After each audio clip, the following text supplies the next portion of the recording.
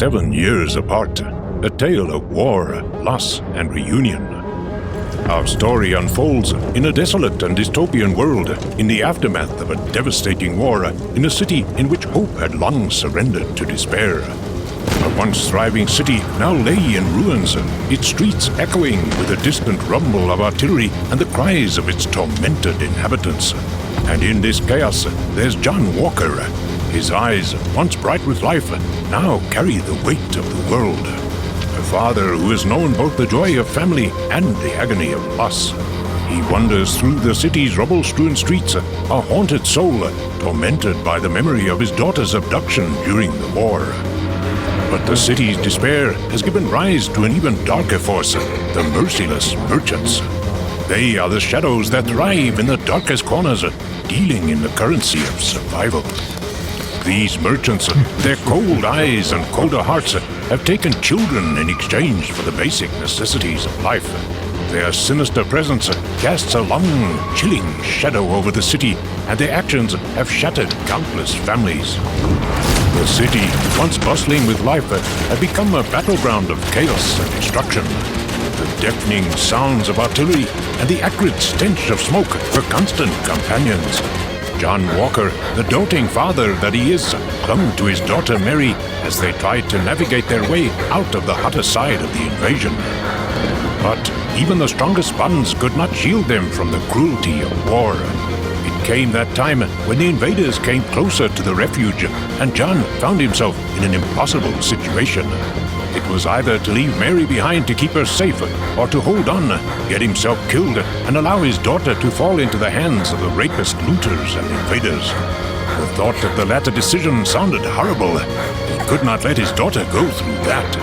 So he made the impossible choice. With tears in his eyes and a heavy heart, John made the heart-wrenching decision to entrust Mary to a group of strangers who promised to keep her safe.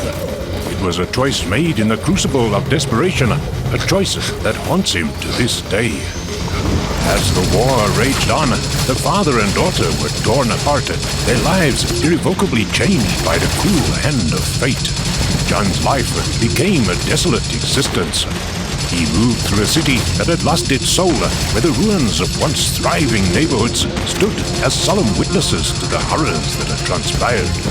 It had been 7 years, 7 good years since he escaped from being sold into hard labor by merchants. 7 years since he last saw his daughter, since he last held her in his arms. He knew he would never feel whole, no matter where he was, if he did not find a way to get back to her. He had to. That was the only way he could survive the pain that rang in his heart. He tried to go back after a year, but he was met with news that the merchants had taken the strangers he left his daughter with. He knew he had to confront the ruthless merchants who had taken her, even if it meant facing the darkest corners of his own soul. With a heavy heart and a photograph of Mary clutched tightly in his hand, John embarked on his quest to find his daughter. He traversed the war-ravaged city, questioning weary survivors and piecing together fragmented stories of the merchants' dealings.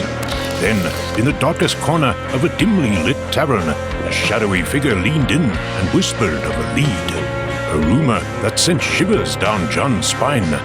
It hinted that the ruthless merchants, those who thrived on despair, had a stronghold deep within the city where they held innocent children hostage in exchange for survival. So he did what he had to do. He made his way to where the children were kept.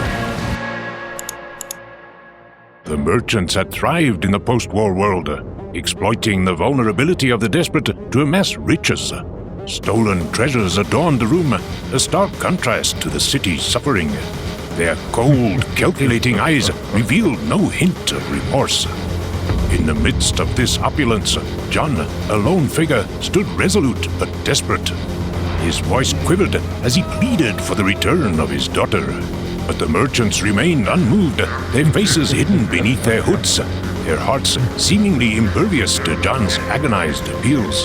They did not understand the words of plea. That was not the way they operated. Negotiations were fraught with tension as the lead merchant, a sinister figure with a chilling smile, laid out their terms. They were willing to return Mary, but the price was steep, and an exorbitant sum that John could hardly afford, a debt that would bind him to them indefinitely. At least, this was what it sounded like to John. He didn't know the merchants had other things in mind.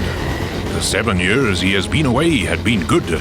He had met with good favor, and he had enough to get them out. He had just enough, but the merchants could not know that. They would steal his money and sell him off to labor. John was very much aware. What he was oblivious to was that there was a much more sinister plot in play. They bid him to go and return after 3 days. He did. After countless sleepless nights and relentless negotiations, the moment of reckoning arrived. John stood on the threshold of the merchant's stronghold, heart pounding, as his daughter stepped into the dimly lit room, her eyes reflecting a mixture of fear and recognition. She had grown well into teenagerhood from the child of 6, but something was different about her.